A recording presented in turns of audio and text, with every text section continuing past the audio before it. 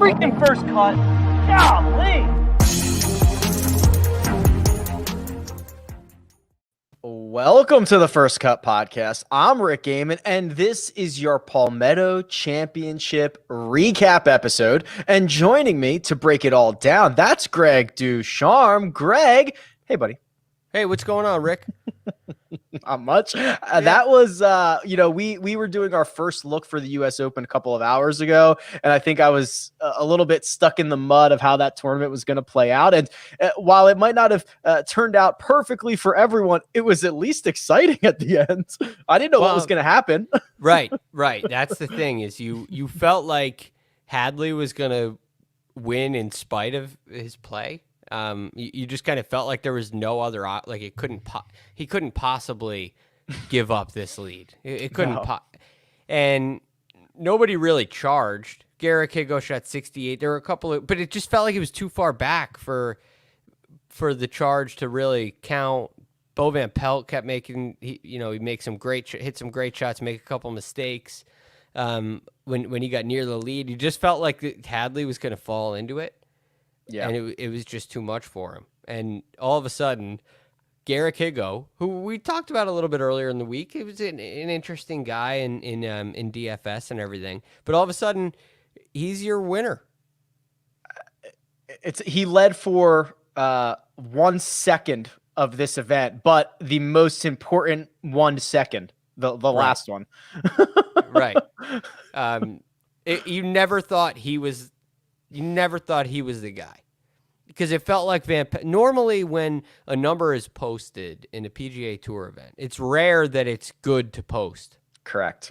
They talk about it gets talked about all the time, like, oh, if you could post a number, you never know, but it doesn't really happen works. all that often. Yeah. Right? You want to have holes on the PGA Tour. You want the guys that have holes to go, typically somebody figures out a way to get it done. And Higgo didn't have the holes. Pelt had holes.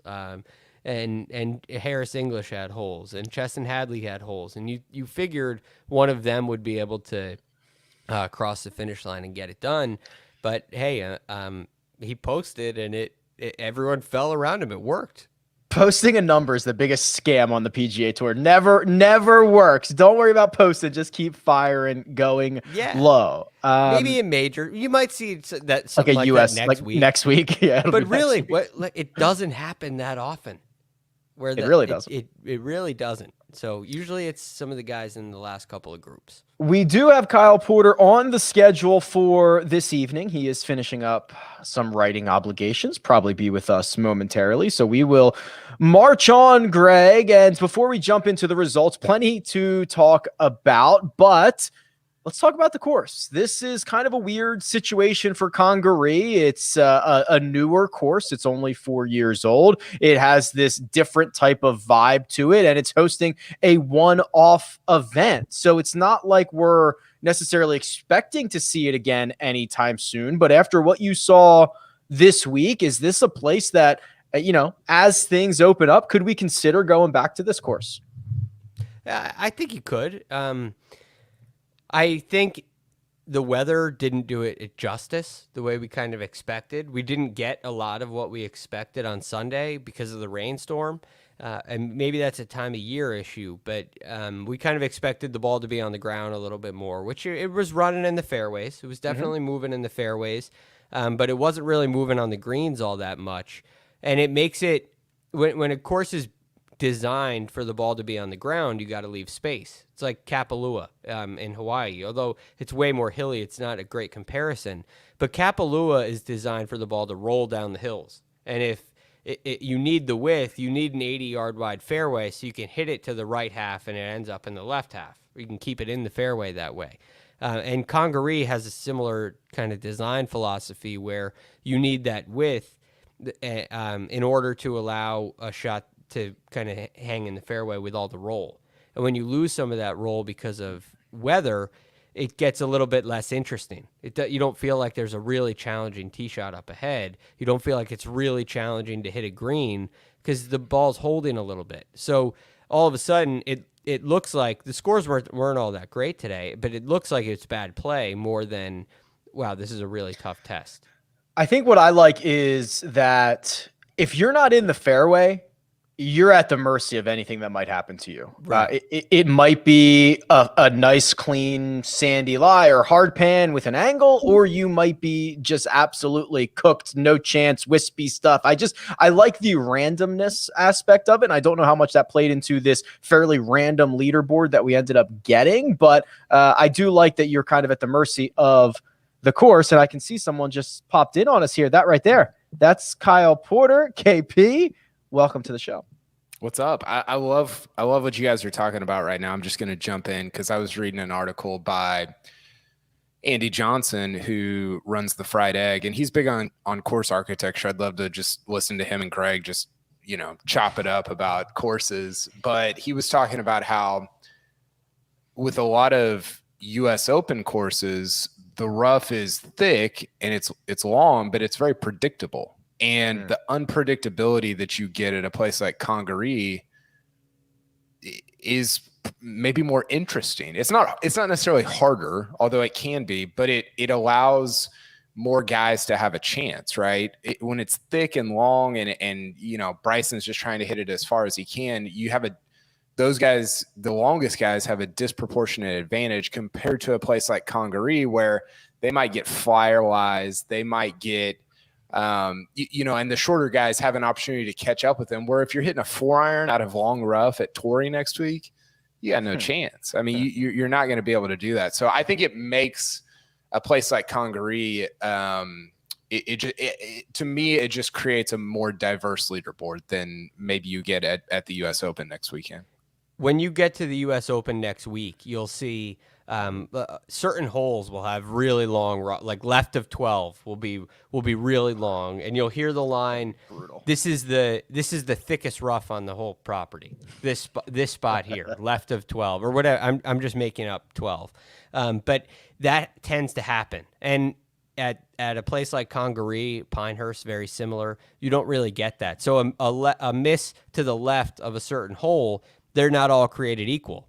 Luck comes into play big time. And sometimes you can be completely fine. It can turn out to be an advantage. And sometimes, like DJ on 16, you can be, completely in trouble and have to pitch out. Which scenario do you like better? Because I think there's a real argument for saying, I don't want to bring luck into it. I'd rather have the graduated rough, right? And we didn't get that at where Wingfoot last year. It was kind of all like, or it seemed like, as far as I remember, it was all one height. So I think the graduated rough makes it more fair, I guess. But I'm curious about which version you like better.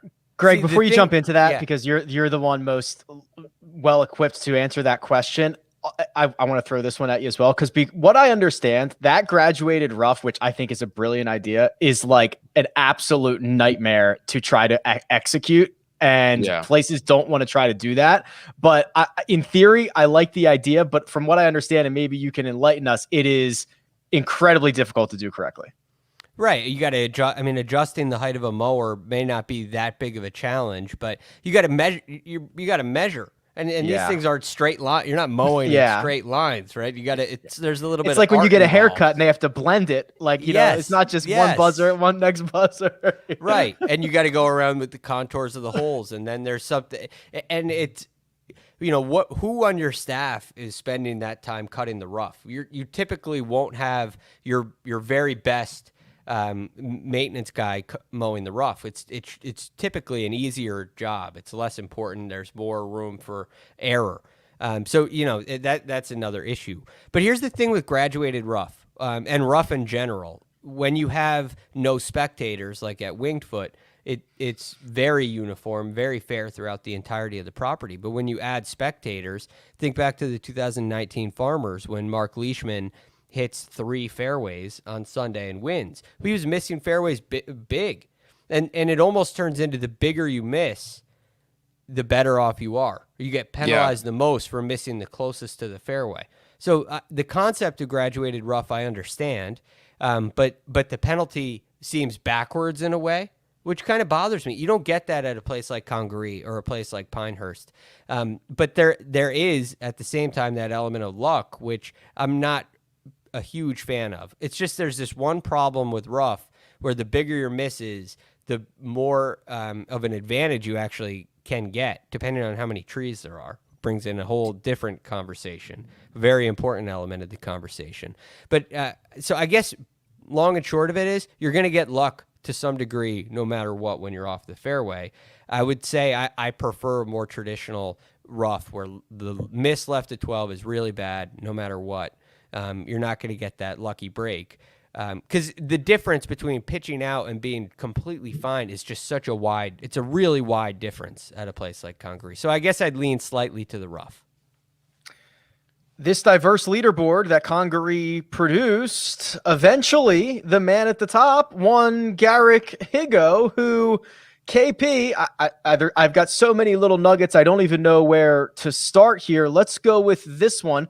Wins in his second career PGA Tour start. And if you look at his results now worldwide, he's won 3 of his last 5, if you include his 2 victories on the European Tour just a few weeks ago. So I've got a Higgo take, and shockingly, so I don't think he is he played well this week. I don't know that he's like a king. Like if you've read about him or kind of heard about him, it's not like he was this can't miss, Justin Thomas type from South Africa. And just because he's from South Africa, we don't know anything about him. That wasn't his deal. He went to UNLV. He was okay there. His best finish his first year was like a 5th place at a tournament. You're like, okay, well that's fine. And now he's winning PGA Tour events 3 years later. It's kind of crazy. And his numbers on Data Golf they're fine. They're not great.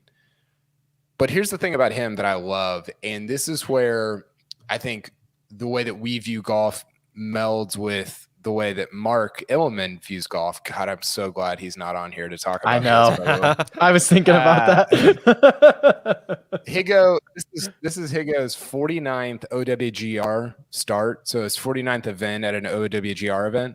He's won 7 of them. Mm-hmm. Now that's across Challenge Tour, Africa, I think Sunshine, European, and now PGA Tour. But he just has this skill of winning, which I think is you and I probably underrate that, right? Because we look at strokes gained, all this different stuff. He just wins. I mean, it's like to win 7. I don't care what freaking tour you're on. If you're winning 7 times in 49 starts, that's super impressive. So that's kind of my big takeaway from him winning this event. It's a great skill to have, Greg. If the skill that you have is winning golf tournaments, and that's something he's done, as Kyle mentioned, prolifically. Yeah, it is the only skill, you could argue, the only skill that's important, right? The reason you want to be good off the tee is so that you can win. The reason you want to be good on the green is so that you can win. So it's like, what's the most important statistic in golf? Well, I always say it's scoring average. Right, but winning might be even more important than that. So it's a great thing to see. It's just this uncanny knack, which is kind of interesting. That's a lot.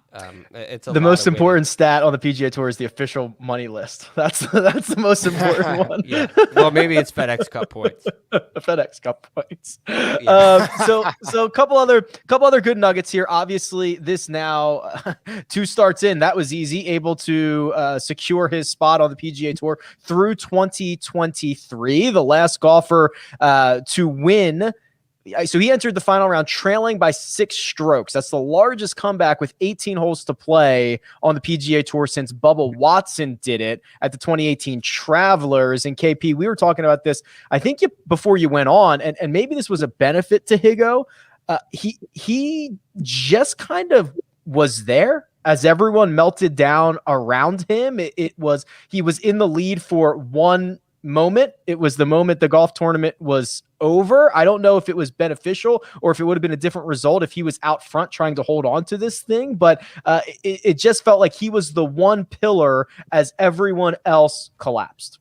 Yeah, I mean, we were watching the last hour or whatever, and it was like, is this the final round of a tour event, or is it the first round of a Corn Ferry event? Like everybody was playing terribly, right? Like, I mean, I felt so bad for Chesson Hadley because, if I don't know, if DJ blows an event, you're like, whatever, he's going to win 10 more. Doesn't matter. But Chesson Hadley blowing an event, like, when's your next shot?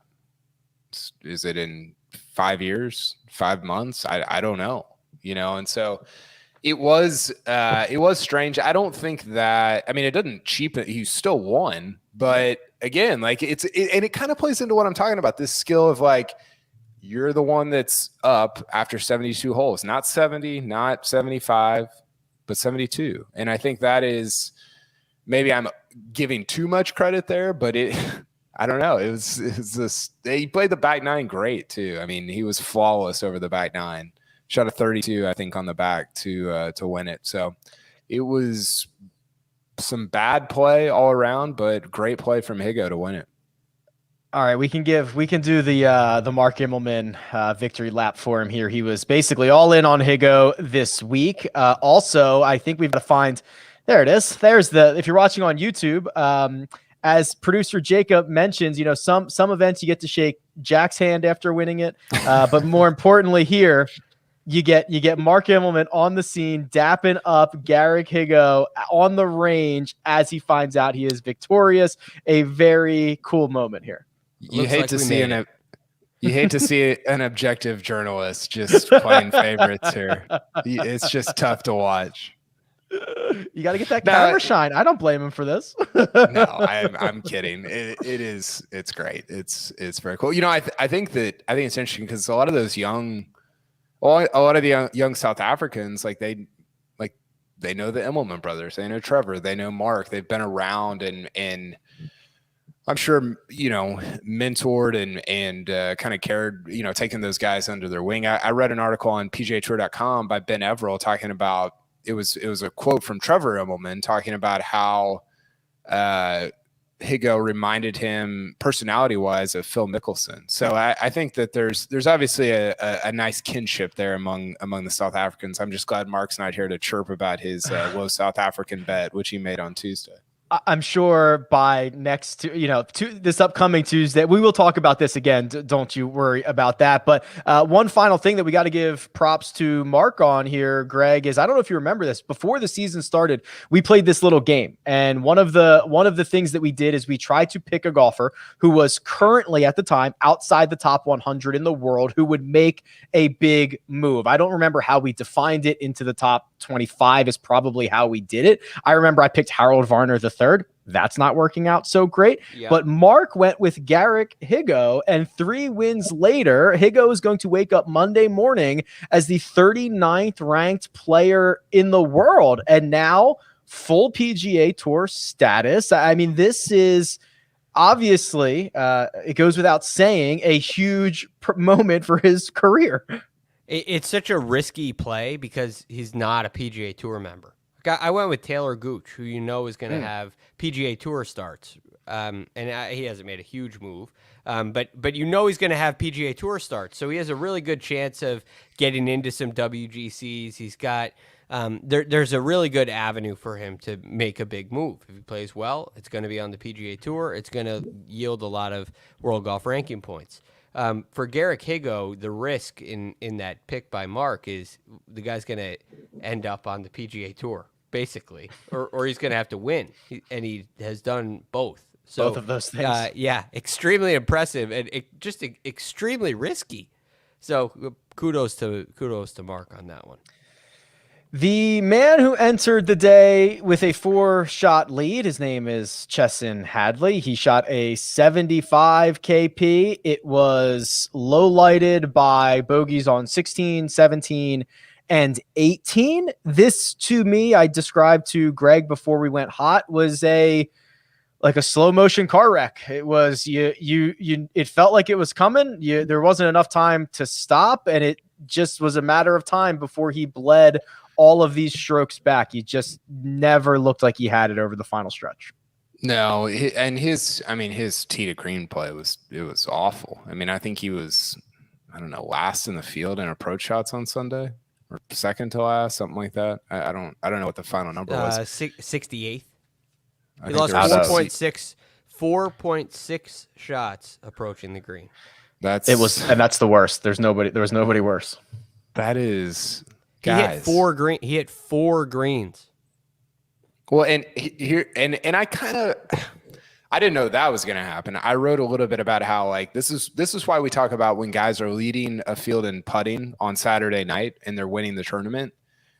It's different on Sunday where your swing has to hold up under like real pressure. And if it's kind of shaky throughout the tournament, that's a difficult proposition, right? Like that's the reason that we talk about stats the way that we do. It doesn't always, play out like that. And I think this is like a rare instance in which it plays out exactly like that. It doesn't always go exactly the way that the stats are kind of saying that it's going to go, but it was brutal. I've got a quote here from Hadley where he says, it sucks, right? I can only imagine what it looked like on TV because it looked freaking awful from my view. I mean, I could barely keep it on the planet. That 8-iron from the fairway on the last hole was inexcusable, which it kind of was. I just didn't have it today. It was bad, and I've got to do better, and I will. Just got to keep after it. So I think it's hard because you get so close to winning. Like, there we go. We got the quote up there. Good job, Jacob, producer Jacob. You get so close to winning at the end, even though, if you flip the numbers around and this happens at the beginning of the 4th round or in the 3rd round or something like that, it doesn't feel as bad, but you were right there and you just couldn't make us one par over the last. I mean, he was up 3 with 3 to go on Higgo specifically, and he just needed one par and he couldn't get it. I'm glad that you brought the perception versus reality thing into this, because the first part of that Hadley quote was, if I shot a 75 in the first round, then 65, 66, 68, I'd be tickled, which Greg, it's absolutely true. If you told him before the week he was going to finish T2, he would have been thrilled. He would have been doing cartwheels around his hotel, all that good stuff. It's just kind of the way that it shakes out. And I mean, it was tough to watch. You certainly don't wish this upon anyone. I mean, the putt, he backed off the putt on 18 and it just, he looked like he couldn't feel his body parts. It was just tough. You look at, if you listen to basketball coaches and what they say going into games, they talk a lot about first 5 minutes. Coach K was big on this, first 5 minutes, last 5 minutes. And those are the moments in a game where, if you can dominate or play really well, play your best in the first 5 minutes and the last 5 minutes, it's a sign that you're ready to go. And when you struggle in those moments, you come out a little bit flat, you're maybe a little unprepared for the moment, or, unprepared mentally in another way, it's a sign. And when you see this start of par, bogey, bogey on one of the easiest stretches of the course, and then bogey, bogey, bogey to finish, that's a sign of feeling the pressure. And so Chesson just was not ready. He was not comfortable. It was very clear all day. He wasn't comfortable. He wasn't ready. He wasn't ready to be leading a PGA Tour event by 4. That being said, going forward, I actually think this could be kind of a good thing for him in a way. It was so bad. It was so bad. It's almost okay. It's not like there's one shot that sneaks in there and he doesn't know what's going to happen. He completely got away from what got him there. And there's a process that you go through that leads to results. And it looked to me like he's thinking about winning or not winning. Well, he's thinking about the result. I heard this great quote the other day that said, process over result equals $. Result over process equals 0. And that's like exactly what we saw from Chesson Hadley today. So I think that being said, it's kind of it's something you can work on. It's not an easy fix, but there's a very clear solution. The game isn't broken. He's just got to get a little more focused going into a final round, take on the challenge from a different perspective, and I think he'll be fine. In his defense, I can blame this on Puerto Rico, at least a little bit, on the curse. There we go. Yeah. I mean, come on, a 4-shot lead. What did everybody tweet out? If you have a 4-shot lead on the PGA Tour, everybody wins these. Nobody ever loses these. Well, if you win the Puerto Rico Open in 2014, can you define the Puerto Rico curse for me? Because at this point, evolved. It's evolved a little bit, but at this point, what is still remaining is, and you have to be very careful about the way you say this, no winner of the Puerto Rico Open has ever won another event that has been played inside the United States. So after winning in Puerto Rico. Correct. So the caveat was Michael, I always want to say Michael Thompson. That's not correct. Michael Bradley? That's also not correct. No, it is. That Michael is Bradley. correct. He was the soccer player, but also the golfer. He won the Puerto Rico Open again afterwards. Yeah. So you have to specify it's not another event. And then, of course, Victor Hovland won, but he did it at Mayakoba, which is not in the United States. So that's where we're at. I see your line there. Yeah. So you're still hanging on. Continental United States. Puerto Rico is still in the United States, so you got to say continental. There you go. Yeah. All right. Great point. So that means Finau's going to win like 3 tournaments in Hawaii. Well, what I was hoping, yes, yeah, exactly. So what I was hoping is that I could argue the Puerto Rico Open was so strong that Hovland had to kind of chop its legs out, and then Hadley was able to kind of chop the head off, and then Finau winning next week would have been the pure sign that it is over and done with. And then we could have just put it to bed. It's still lingering. The curse is still lingering. Unfortunately, it appears so. But I think to what Kyle was saying earlier about his swing being a little shaky through the week and showing up on Sunday, listening to him talk about it before the round and listen and watching him walk and move and swing, it was almost like he knew he didn't have it. It was like he knew he wasn't going to win before he even went out there. It was such a different interview he gave than any of the other interviews during the week. Everything changed for him going into today. So I think that's because he kind of knew in a way that his game wasn't really ready and his mind wasn't ready to overcome that. So I think sometimes pros, not that they're not, I mean, obviously they're trying to win. I think sometimes they feel guilty or like, remember the way that Phil talked about his 06 US Open at Winged Foot when he was like, well, I didn't really, like, basically I didn't deserve to win. I think there's this weird subconscious thing where they know they're not really flushing it and they're kind of just getting by. Like, I think it's weird to watch pro, like what you're saying. It's weird to watch pros do that or talk like that or sound like that in interviews that they give or kind of the way they talk about their tournament. And I think that's probably what we saw from Hadley this week. I've got a couple more guys I want to get through here. Bo Van Pelt. So this was a surprise. T2 for Bo Van Pelt, 66, 68. It's unbelievable. On the weekend. Let me try to illustrate this here, KP. So this is from Will Gray, now with NBC. So he says, Bo Van Pelt is playing off a one-time top 50 career money list exemption. So you can enact that one time. He did it during 2016. He played 3 times, tore his labrum, and then did not play for 3 years. So that exemption carried over to the 2019-2020 season. And of course, because of the pandemic and the 91 days that the PGA Tour shut down, no one from the 2019-2020 season lost their status. So that's what he's playing on right now. Obviously, needs great results to find a way to continue to keep his PGA Tour card. Finishes in a tie for second here, essentially out of nowhere.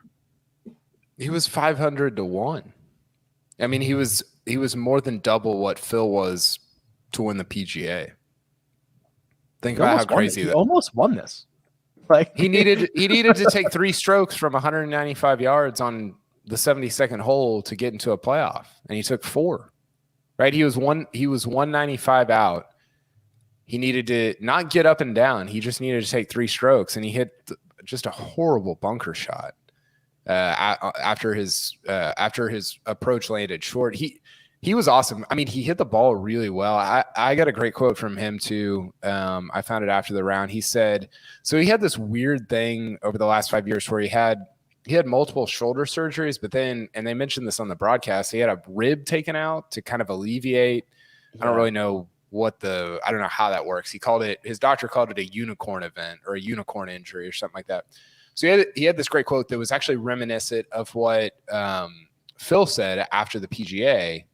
This is Bo Van Pelt. He says, "You've just got to work at it. Like, I worked my ass off for my whole life just to get out here.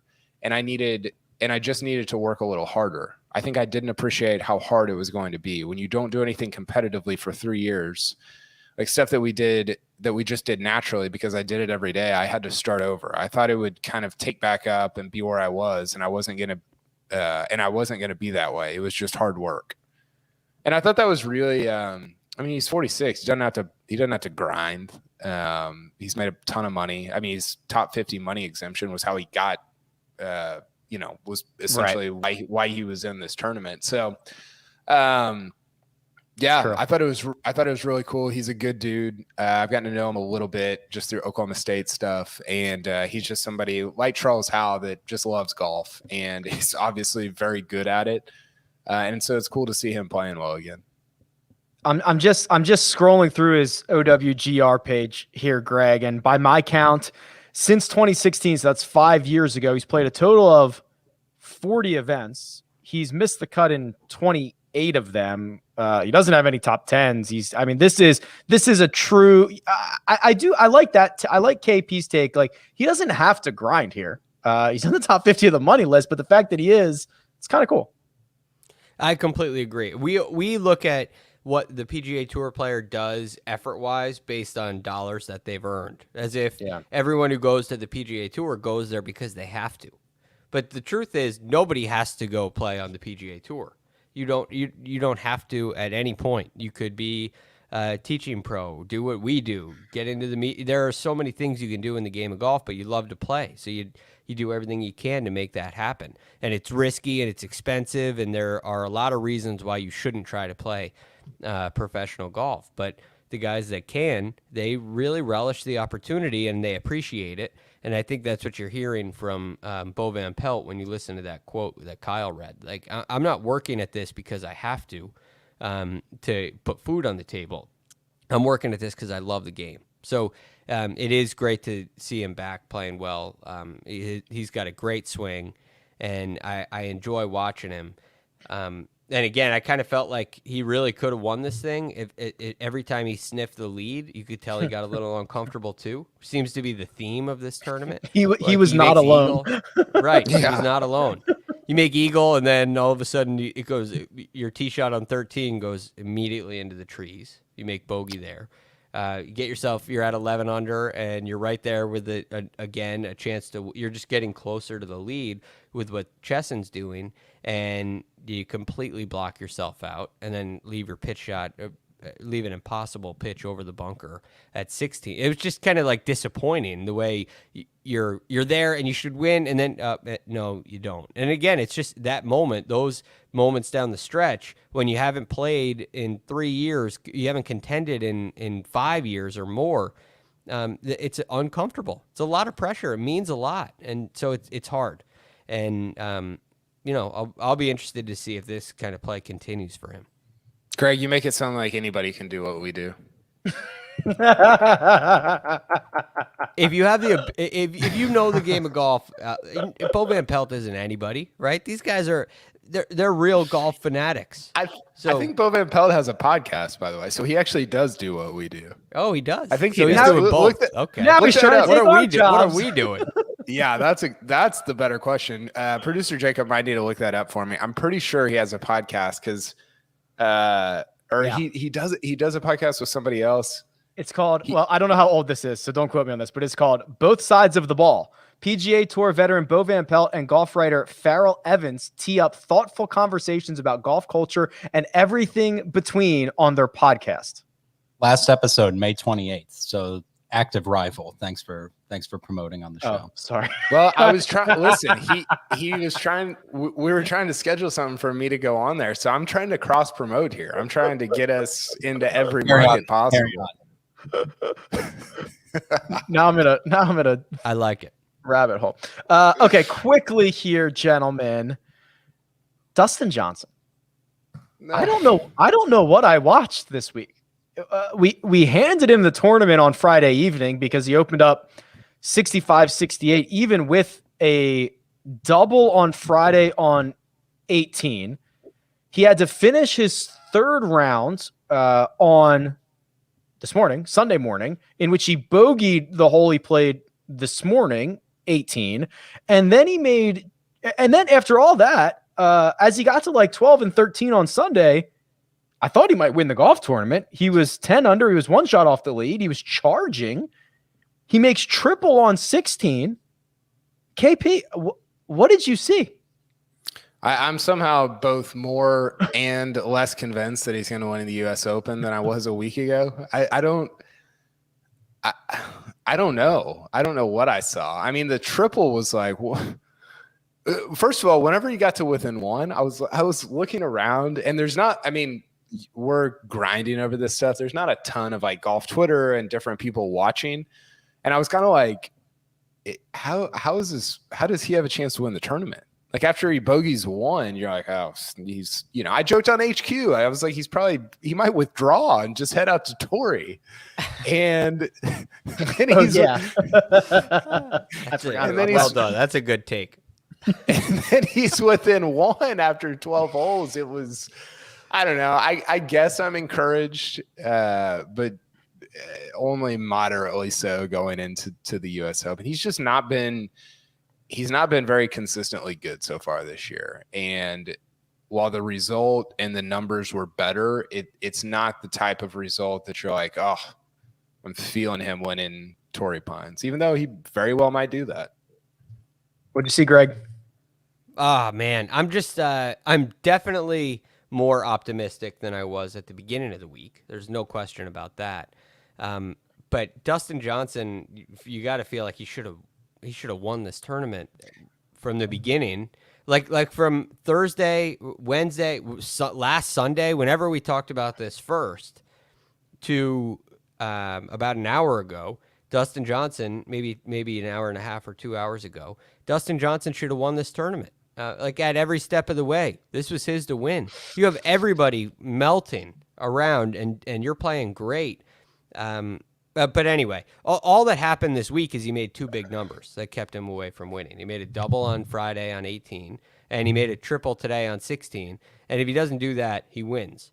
But going into U.S. Open, I'm still worried about his putting, specifically the short putts. We saw him miss one on 16. I saw him miss one earlier in the week as well. But he's having the worst putting year basically of his career since at least 2013. He is... The two big stats I look at in putting, strokes gained putting, he's 106. Hasn't been that bad since 2013 or it's either 2013 or 2011. And in three-putt avoidance, he's 154th. So in strokes gained, that's what it is. It hasn't been that bad strokes gained putting since 2013. It hasn't been that bad three-putt avoidance since 2011. And when you hit it the way he does, which is not great for him, but still great, you win if you putt well. And he hasn't putted well at all this year. And I really worry about those short putts on the greens at Torrey. Thankfully, a three-putt at a U.S. Open has never affected his career. Right, yeah, no effect for him. He had a putt on Saturday, Greg, from like 4 feet, and it honestly might have been the worst putt I've ever seen from a top 10 player. Was that a birdie putt? Was that on like 12 or somewhere early back 9? Yeah. And he had like a sand wedge in. It did not get within it honestly, I don't know if it was within 8 inches of the hole from like 3.5, 4 feet. It was. They showed like, the worm cam, right? The incoming worm cam. Yeah. It was so bad. It was unbelievable. I couldn't believe how far, like it didn't even come close to touching the hole. And it started offline. It was awful. Yeah. So I don't know. I mean, it's hard because he's in this, and we're going to talk about the U.S. Open a ton, but he's in that category of 8 guys. If the rough is up and it's super long, you're like, these are the only 8 guys that can win this tournament. It's been DJ, Brooks, Gary Woodland, and Bryson over the last 5 years. So that's the category of guy, and he's in it, and yet you don't really go to Torrey with a ton of confidence about the way he's playing. So I don't know. I have very mixed feelings about him going into the U.S. Open. Do you think he can flip a switch, Rick? Do you think he can kind of do like what Brooksy does? Yes, but be careful because sometimes he flips it off. He flips it in both directions. So yeah, he for whatever reason goes out, shoots 80, 70, 78. For whatever reason, he'll fall apart on the back nine, but he also then backs it up with I think he is one of these guys that flips it in both directions. Right. So that's a little concerning. Yeah. I have to move us along, but talking about who should have won this tournament, who should have won this tournament was Terrell Hatton. Yes. Thank you. You're welcome. If he loses just 2 strokes putting this week, he wins. Instead, he lost 3.2. Sorry. Hatton. We'll get to that in a second. Actually, we'll get to it right now. Oh no! Hold on, real quick. Here we go. Our betting cards. First of all, Mark was the winner. He was all in on South Africans. He was all in on Higgo. Mark won. He had him as low South African. He had him in a matchup. Surprisingly, I don't think he bet him to win, but Mark won our betting contest for this week. That should be no surprise. One and done update. I'm going to try to start at the bottom here. Coach started the week at 2.5 million.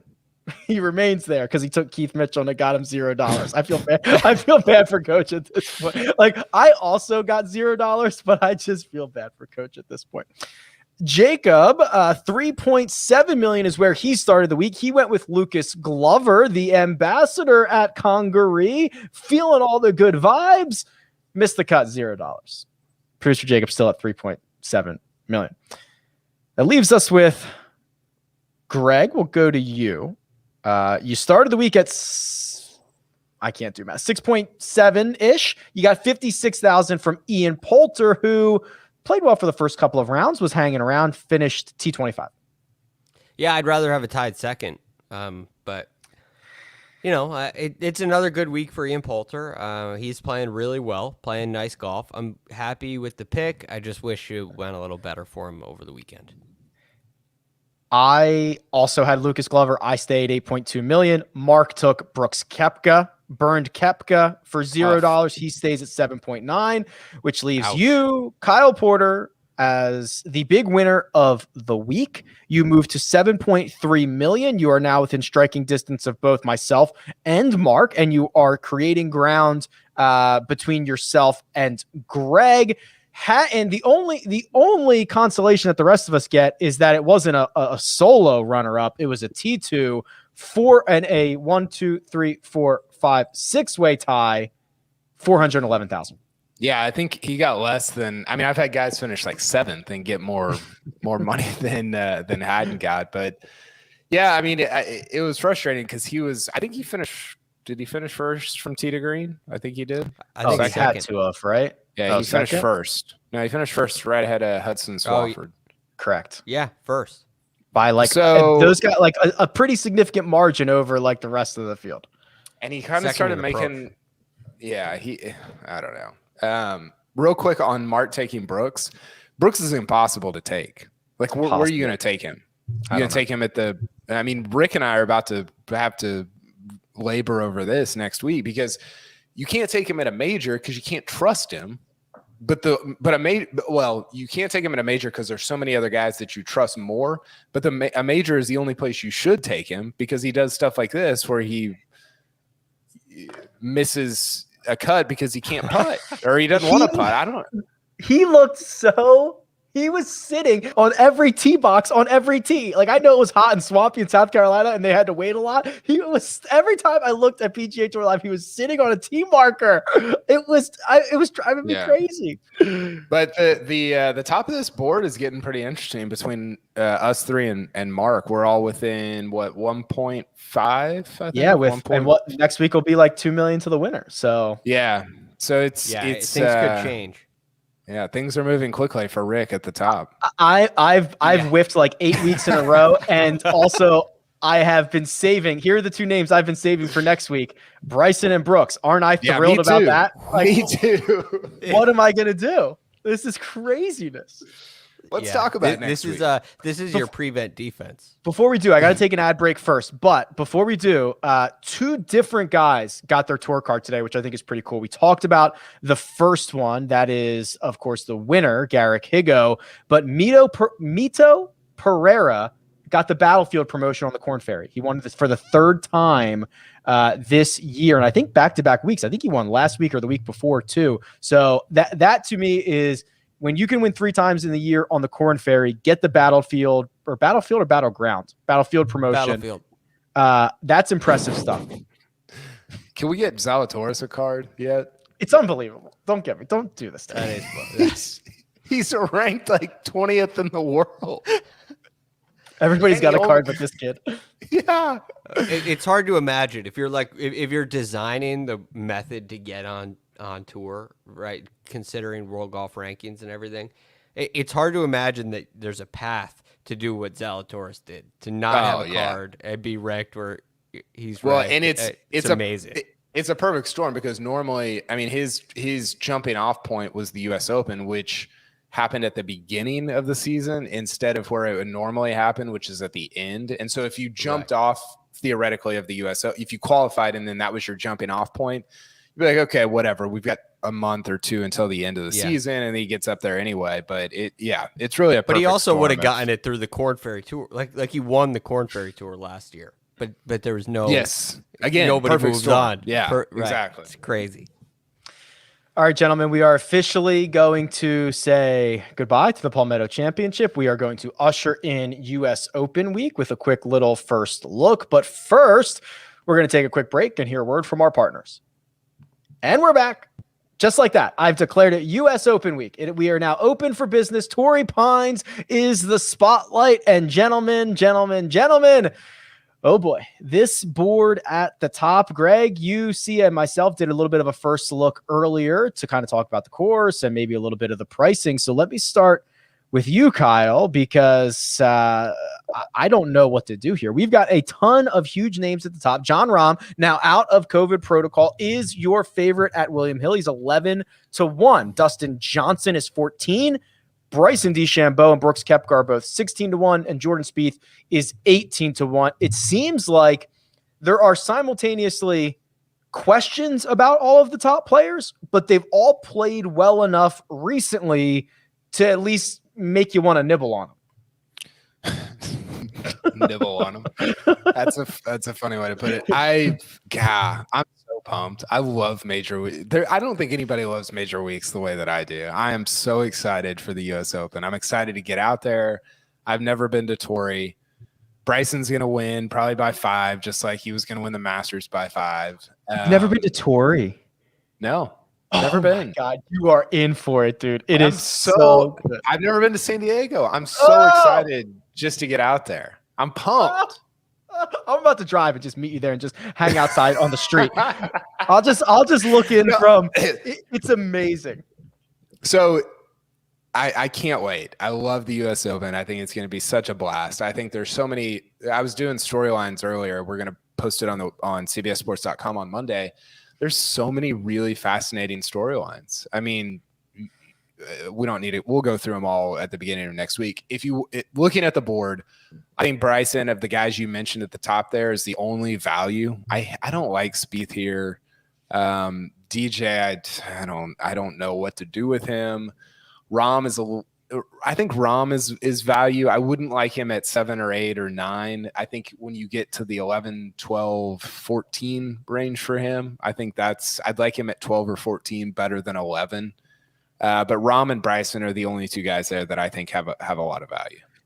We argued if you can get Rory McIlroy's name with a 2 in front of it, or his odds with a 2 in front of it, Greg, you should bet it. He's 20-1. That's what he is at William Hill, along with Xander Schauffele, and then Colin Morikawa and Justin Thomas are both 22-1. Which JT, I think JT's fascinating. I don't necessarily mean that in a good way, Greg. I mean, we know when he misses big. He hasn't played as great as his standards would normally call for recently. But is he the guy at 22 that's just like the incredible value?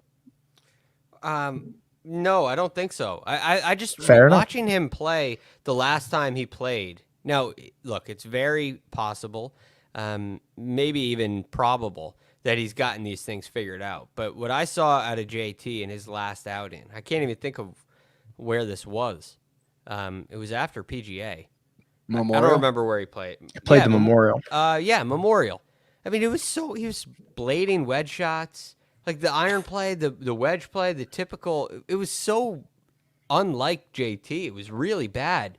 But that attached to the inconsistent form going in, it's hard for me to write that off as a one-off and say, okay, that was just a bad week. It's almost like it's gotten progressively worse, and that was a low point. So is he going to come back and all of a sudden win the U.S. Open? I mean, I would like him if I didn't see what I saw at Memorial. I think his game fits, but I have real questions. Cantlay is more valuable to me. Coming off of a win, he's from San Diego. The really interesting thing about the top of the board is these guys don't really, aside from Rahm, they haven't really played here a lot recently in a very strange way. And if they have, they haven't really played well. Xander came and tied second in his last time, but he's only made the cut here at the Farmers twice. It's out of very like peculiar. 7 tries. Right. He's been miserable. Right. He's been It's bad there. bizarre.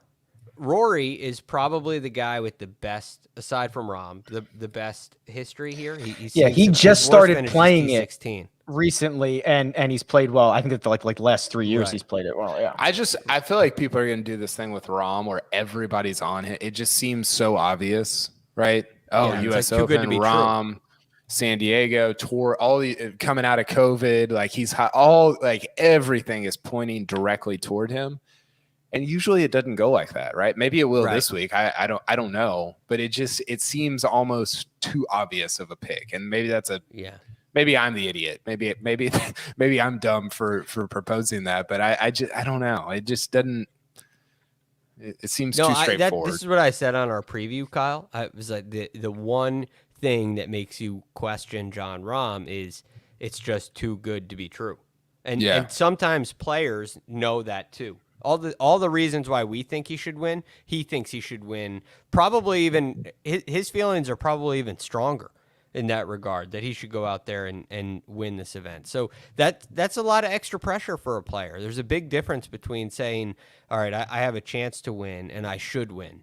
And it's a really big difference. And it can go one of two ways. So we'll see. I think Brooks is super interesting. He's been so good at U.S. Opens. I mean, I looked back at the last 10 years, and of all the guys that have played in at least 3, I think he's got the second best top 10 percentage. So he Xander's, he has 14 top 10s in 28 majors. Of all majors, it's half. And 11 of them are top 5s. and they're like real top 10s. Yeah. They're from out in front. They're not, hey, I went into Sunday T22 and finished 9th. So I interrupted though. You were talking about Xander. Well, so Xander's 4 for 4 in the U.S. Open in terms of top 10s, which is crazy. So and good. Brooks is 4 for 7. But if Brooks wins, that's 3 in 5 years, and he would tie Tiger and Hale Irwin with 3 U.S. Opens. Since World War II, only Nicklaus and Hogan have more than that. So we're talking about. I mean, I think sometimes we talk about Brooks and Bryson and Brooks and Michelob, all these different things. It's like, how about Brooks and Nicklaus, Hogan, Tiger, and Hale Irwin? How about that group? We should talk about that, but we can't. He doesn't let us. That's true. That's true. We are an Arnold Palmer spiked family here. There are no other alcoholic unless they own each other, because that's usually how this works. Is like one company owns everything. So maybe we're a Michelob Ultra family too. It's hard to tell. Producer Jacob is going to have to be reassigned to a different podcast. All the plugs. Okay, you only get one storyline this week, KP. This is the only one you can talk about, the only one you can write about. Let me give you a couple options. Phil's quest for the career Grand Slam. Rahm out of COVID. Brooks v. Bryson. The rough at Torrey Pines. Those are your 4 options. You only get one. Like for the whole, like from Monday to Sunday, that's all I can write so you about. should probably take one that, like, not Phil, because if he misses the cut, you can't write anything on the weekend. I would probably go Brooks and Bryson because it's the most. I don't want to do rough all week, even though that's the only one that's for sure you can do all week. Yeah. And that's the one where there's so many different angles to it. It could be Bryson back to back. It could be Brooks 3 out of 5 years. It could be Brooks and Bryson together, which would be just an unbelievable. Like I was thinking about what are the storylines that could top the first 2 majors that we've had this year, which has been Hideki with this just extraordinarily monumental win at the Masters, and then Phil with this improbable win at Kiowa. Really, a Brooks and Bryson finale would be one of the very, very few things that could top both of those, no matter who ended up winning. So, man, I think that would just, if we got that would, it's too much to ask for, but it would, I mean, they're 2 of the guys that I think are in that group. If you're saying there's only 8 guys that can win it, they're 2 of them. So it'd be pretty sweet.